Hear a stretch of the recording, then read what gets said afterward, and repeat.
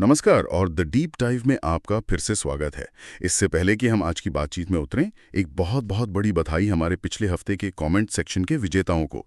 दिनेश जी और अजंता जी, आपके विचार पढ़कर वाकई मजा आ गया। आपने जो नज़रिया शेयर किया उसने हमारी बातचीत को और भी गहरा बना दिया। बहुत बहुत धन्यवाद। और बाकी सब लोगों से भी यही गुजारिश है, कमेंट करते रहिए क्योंकि इस बार भी हम एक बहुत ही स्पेशल विजेता चुनने वाले हैं। बिल्कुल, आपके विचार इस बातचीत को हम सबसे जोड़ते हैं। तो बताइए, आज की उलझन क्या है? आज की उलझन कल का मेरा अपना दिन है। मैं कल रात सोच रहा था, मेरे लैपटॉप पर कम से कम 50 टैब्स खुले हुए थे। फ़ोन पर लगातार नोटिफिकेशंस आ रहे थे, 2 मीटिंग्स थीं और मैंने लगभग 100 छोटे बड़े काम किए होंगे। मतलब अगर कोई मुझसे पूछता कि क्या मैं बिजी था, तो मेरा जवाब होता बहुत ज़्यादा। हाँ, ये तो आजकल सबकी कहानी है। रात को जब मैं सोने गया तो एक अजीब सी बेचैनी थी, एक खालीपन की। यार, इतना सब कुछ किया, पर जो एक ज़रूरी काम था जो मेरे लिए सच में मायने रखता है, वो 1 इंच भी आगे नहीं बढ़ा। क्या ये सिर्फ मेरे साथ होता है? नहीं नहीं, ये हम सबकी कहानी है। इसे द बिजी ट्रैप कहते हैं। हम एक ऐसी दुनिया में जी रहे हैं जहां बिजी दिखना ही कामयाबी की निशानी बन गया है। हमारा कैलेंडर भरा होना चाहिए, इनबॉक्स फुल होना चाहिए। सही बात है। हम लगातार चीजों पर बस रिएक्ट कर रहे हैं। एक ईमेल आया, जवाब दिया, एक मैसेज आया, रिप्लाई किया। हम एक तरह से दूसरों के एजेंडा पर जी रहे हैं और इस प्रोसेस में हमारा अपना एजेंडा कहीं खो जाता है। हम बिजी तो हैं पर प्रोडक्टिव नहीं। बिल्कुल यही शब्द, बिजी पर प्रोडक्टिव नहीं। और इसी उलझन को सुलझाने के लिए आज मेरे पास कुछ कमाल के सोर्सेज हैं। एक कैल न्यूपोर्ट का ब्लॉग पोस्ट है जो डीप वर्क की बात करता है। एसेंशियलिज्म किताब का एक चैप्टर है और एक मनोवैज्ञानिक स्टडी भी है। और इन सब में ना एक धागा कॉमन है, एक लाइन जो सीधे दिल पर लगती है। वो लाइन है, ज्यादातर हम इसलिए असफल नहीं होते कि हमारे पास समय की कमी है, हम इसलिए असफल होते हैं क्योंकि हम उसकी रक्षा नहीं करते। वाओ, ये एक बहुत ही पावरफुल आइडिया है। मतलब प्रॉब्लम टाइम की कमी नहीं है, बल्कि उस टाइम को डिफेंड न कर पाना है। एग्जैक्टली। और वो जो आपने स्टडी मेंशन की, वो इसे और भी मजबूती देती है। वो स्टडी कॉन्टेक्स्ट स्विचिंग की लागत के बारे में बात करती है। वो कहती है कि हर बार जब हम एक काम से ध्यान हटाकर दूसरे पर लगाते हैं, जैसे रिपोर्ट लिखते लिखते व्हाट्सएप चेक करना, बिल्कुल, तो वापस उसी गहरे फोकस में आने के लिए हमारे दिमाग को औसतन 23 मिनट लगते हैं। क्या 23 मिनट? हाँ, 23 मिनट। सोचिए, 1 मिनट की डिस्ट्रैक्शन की कीमत 23 मिनट का फोकस है। अब इसे दिन भर की 100 डिस्ट्रैक्शन से गुणा करके देखिए। बाप रे ये तो दिमागी तौर पर दिवालिया होने जैसा है। तो हम अपनी ऊर्जा और समय को इस तरह लुटने से बचाएं कैसे? इसका हल वो एसेंशियलिज्म वाली किताब में बहुत दिलचस्प तरीके से दिया है। हाँ, उसमें वो अपॉइंटमेंट वाली बात है ना? हाँ, वो कहती है, अपने सबसे जरूरी कामों को अपने साथ एक अपॉइंटमेंट की तरह माने।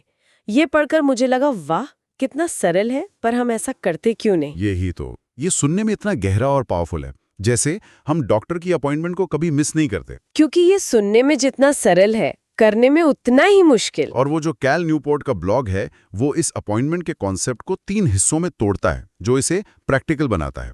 पहला है उपस्थित रहें, show up for it. Show up for it मतलब बस डेस्क पर बैठ जाना नहीं, सिर्फ डेस्क पर बैठना नहीं। इसका मतलब है मानसिक रूप से भी वहां होना। फोन को एयरप्लेन मोड पर डालना, सारे गैर जरूरी टैब्स बंद करना और खुद से कहना, अगले 60 मिनट तक मैं और मेरा ये काम, बस दुनिया खत्म। ये तो पहला ही कदम इतना मुश्किल है। यार, हम बैठते तो हैं काम करने, लेकिन दिमाग में 10 और चीजें चल रही होती हैं। अरे, उस ईमेल का जवाब देना था, ग्रोसरी ऑर्डर करनी है, इंस्टाग्राम पे क्या चल रहा होगा। ये दिमागी शोर कैसे बंद करें? यहीं पर दूसरा हिस्सा काम आता है, उसकी रक्षा करें, डिफेंड इट। Defend it? हाँ, और ये बाहरी और भीतरी दोनों तरह की रक्षा है। बाहरी रक्षा का मतलब है लोगों को ना कहना सीखना। मान लीजिए आपने सुबह 9 से 10 का वक्त अपनी किसी जरूरी प्रेजेंटेशन पर काम करने के लिए रखा है। ये आपका अपने साथ अपॉइंटमेंट है। अब 9:15 बजे आपका कोई दोस्त कॉफी के लिए बुलाता है, तो उसे मना करना पड़ेगा? हाँ, आपको विनम्रता से कहना होगा, यार 10 बजे के बाद मिलता हूँ, अभी मैं एक जरूरी अपॉइंटमेंट में हूँ। लेकिन ये अपॉइंटमेंट में हूँ बोलना थोड़ा अजीब नहीं लगेगा? लोग सोचेंगे किसके साथ अपॉइंटमेंट है। और इंडियन वर्क कल्चर में तो ना कहना बहुत मुश्किल है। अगर बॉस ने कोई छोटा सा काम बता दिया तो कैसे मना करें? ये तो खतरनाक हो सकता है। ये बहुत वैलिड पॉइंट है और यहीं पर हमें ना कहने की कला को समझना होगा। ना कहने का मतलब असभ्य होना नहीं है, इसका मतलब है अपनी प्राथमिकताओं को स्पष्ट करना। आप बॉस को कह सकते हैं, जरूर मैं ये काम कर दूंगा, मैं अभी एक अर्जेंट डेडलाइन पर काम कर रहा हूँ, क्या मैं इसे 10 बजे के बाद उठा सकता हूँ? ये तरीका बेहतर है। ज्यादातर समझदार लोग इसका सम्मान करते हैं। और अपॉइंटमेंट शब्द का इस्तेमाल अपने लिए है, दूसरों को समझाने के लिए नहीं। आपको बस ये पता होना चाहिए कि ये समय बिकाऊ नहीं है, ये आपका अपने सपनों के साथ, अपने लक्ष्यों के साथ किया हुआ एक वादा है। ये बात सही है। और तीसरा हिस्सा क्या था? तीसरा है, और शायद सबसे जरूरी, उसका सम्मान करें, रिस्पेक्टेड। दूसरों से तो हम बाद में इसकी रक्षा करेंगे, पहले हमें खुद इसका सम्मान करना सीखना होगा। आप अपने सीईओ के साथ मीटिंग को कभी ये कहकर कैंसिल नहीं करेंगे कि आज मूड नहीं है। कभी नहीं। तो फिर अपने सपनों पर काम करने के लिए तय किए गए समय को हम इतनी आसानी से क्यों टाल देते हैं? जब हम खुद के साथ किए अपॉइंटमेंट को तोड़ते हैं तो हम अपने अवचेतन मन को एक संदेश दे रहे होते हैं। क्या संदेश? कि तुम और तुम्हारे सपने उतने महत्वपूर्ण नहीं हो। उफ, ये बात चुभ गई। तुम उतने महत्वपूर्ण नहीं हो। हम अनजाने में रोज खुद से यही कहते हैं। मैं एक उदाहरण सोच रहा था। मान लीजिए कोई है जो सालों से किताब लिखना चाहता है। हाँ, हर नए साल का संकल्प यही होता है। अब इस तरीके से वो हर सुबह 7 से 8 बजे का 1 घंटा अपने कैलेंडर में ब्लॉक कर सकता है, लेखक के साथ अपॉइंटमेंट। बिल्कुल। और जब वो अपॉइंटमेंट शुरू हो तो वो अपना फोन दूसरे कमरे में रख दे, दरवाजा बंद कर ले, और जब 7:30 बजे उसका मन करे कि चलो 5 मिनट सोशल मीडिया देख लेता हूं, तो वो खुद को याद दिलाए कि वो अपने सबसे महत्वपूर्ण क्लाइंट यानी खुद के भविष्य के साथ अपॉइंटमेंट में है, और वो इसका अपमान नहीं कर सकता। ये करना बहुत मुश्किल होगा शुरू में। सच कहूं तो मैंने जब अपना पहला बड़ा प्रोजेक्ट लिखना शुरू किया था तो मैं सुबह 5 बजे का अपॉइंटमेंट रखती थी, और शुरू में हफ्ते में 3 दिन तो मैं ही उसे मिस कर देती थी। खुद के अपॉइंटमेंट का सम्मान करना सीखने में मुझे महीनों लगे। ये एक मसल की तरह है जिसे धीरे धीरे बनाना पड़ता है। ये जानकर अच्छा लगा कि ये सिर्फ मेरे साथ नहीं होता। लेकिन हम ऐसा करते क्यों हैं? हम क्यों अपने ही सपनों को टालते रहते हैं? क्या ये सिर्फ आलस है या कुछ और भी है? ये आलस से कहीं ज्यादा गहरा है। इसके पीछे 2 बड़े मनोवैज्ञानिक डर काम करते हैं। पहला है लोगों को नाराज न करने का डर, फियर ऑफ डिसअपॉइंटिंग अदर्स। हाँ, ये तो बहुत होता है। हमें लगता है कि अगर हमने किसी को मना कर दिया तो वो हमारे बारे में बुरा सोचेंगे, हमारे रिश्ते खराब हो जाएंगे।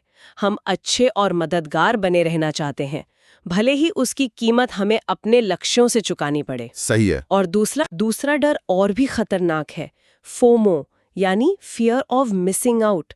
हमें लगता है कि अगर हमने वो फोन कॉल नहीं उठाया या उस ईमेल का तुरंत जवाब नहीं दिया तो हम किसी बड़े अवसर से चूक जाएंगे। हम हर चीज का हिस्सा बनना चाहते हैं। लेकिन एसेंशियलिज्म की किताब कहती है, जब आप हर चीज को हाँ कहते हैं तो आप असल में उन कुछ चीजों को ना कह रहे होते हैं जो वाकई मायने रखती हैं। लेकिन असल में हम किस चीज से चूक रहे होते हैं जब हम उस 1 घंटे में लिखने के बजाय सोशल मीडिया स्क्रॉल कर रहे होते हैं? हम उस लेखक बनने से चूक रहे होते हैं जो हम बन सकते थे। हम उस बिजनेस को शुरू करने से चूक रहे होते हैं जिसका सपना हमने देखा था। हम उस सेहतमंद इंसान बनने से चूक रहे होते हैं जो हम होना चाहते थे। हर बार जब आप अपने अपॉइंटमेंट को किसी छोटी मोटी डिस्ट्रैक्शन के लिए तोड़ते हैं तो आप अपने बेहतर भविष्य वाले वर्जन को धोखा दे रहे होते हैं। ये थोड़ा कठोर लग सकता है, लेकिन ये सच है। ये सुनकर तो रोंगटे खड़े हो गए। ये टाइम मैनेजमेंट से कहीं ज्यादा ये तो सेल्फ रिस्पेक्ट की बात है। और इसी बात को वो कैल न्यूपोर्ट का सोर्स एक और लाइन में बहुत खूबसूरती से कहता है, जब आप अपनी ऊर्जा को बिखेरने के बजाय केंद्रित करते हैं तो कुछ घंटे भी आपका जीवन बदल सकते हैं। यही आज की बातचीत का क्लाइमैक्स है।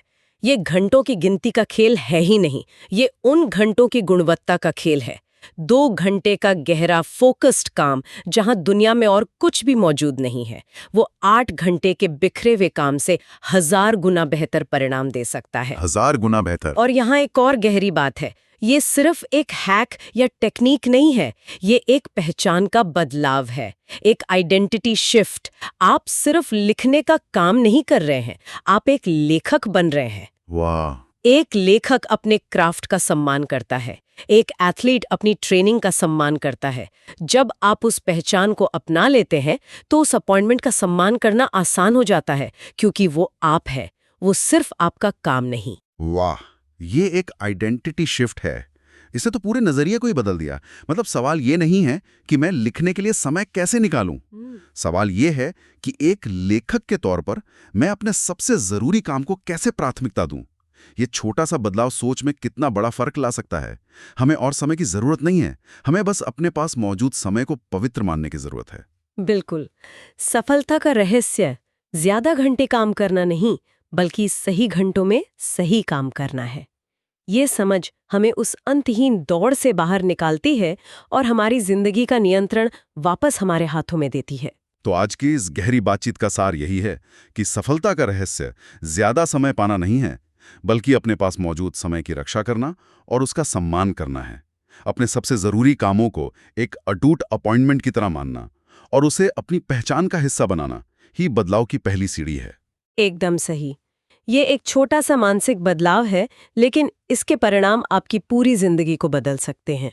और अगर इस तरह के गहरे और जीवन को बदलने वाले विचार आपको सोचने पर मजबूर करते हैं और आप इन्हें पढ़ना भी चाहते हैं, तो आपको संडे बीट्स जरूर देखना चाहिए। ये एक व्हाट्सएप चैनल है जहां हर हफ्ते ऐसे ही विचार साझा किए जाते हैं। आप डिस्क्रिप्शन में दिए गए लिंक से उससे जुड़ सकते हैं। और इसी तरह की और भी गहरी ऑडियो चर्चाओं के लिए हार्ट सिद्धि यूट्यूब चैनल को सब्सक्राइब करना ना भूलें। हम हर हफ्ते ऐसे ही विषयों पर बात करते हैं जो आपके जीवन में एक सकारात्मक बदलाव ला सकते हैं। और अब बारी है आपकी। इस बातचीत को कमेंट्स में आगे बढ़ाते हैं। हम आपसे एक सवाल पूछना चाहते हैं। इस चर्चा के बाद आप इस हफ्ते अपने लिए कौन सा एक जरूरी अपॉइंटमेंट बुक करने वाले हैं और आप उसे अपनी कौन सी नई पहचान से जोड़ेंगे? हाँ, क्या वो एक कलाकार का अपॉइंटमेंट है, एक उद्यमी का अपॉइंटमेंट है, या एक सेहतमंद इंसान का अपॉइंटमेंट? हमें कमेंट्स में जरूर बताएं। याद रखिएगा, सबसे गहरे और ईमानदार कमेंट्स में से एक स्पेशल विजेता चुना जाएगा। हमें आपके जवाबों का बेसब्री से इंतजार रहेगा। और जाते जाते हम आपको एक अंतिम गहरे सवाल के साथ छोड़कर जाना चाहते हैं, जिस पर आप आराम से सोचिएगा। सवाल यह है, अगर आपको अपने सपनों के साथ नहीं बल्कि उस इंसान के साथ एक अपॉइंटमेंट बुक करना हो जो आप बनना चाहते हैं, वो लेखक, वो आर्टिस्ट, वो लीडर, तो वो अपॉइंटमेंट किस बारे में होगा और आप उसे किसी भी कीमत पर टूटने से कैसे बचाएंगे? इस पर जरूर सोचिएगा। मिलते हैं अगली बार एक नई गहरी बातचीत के साथ।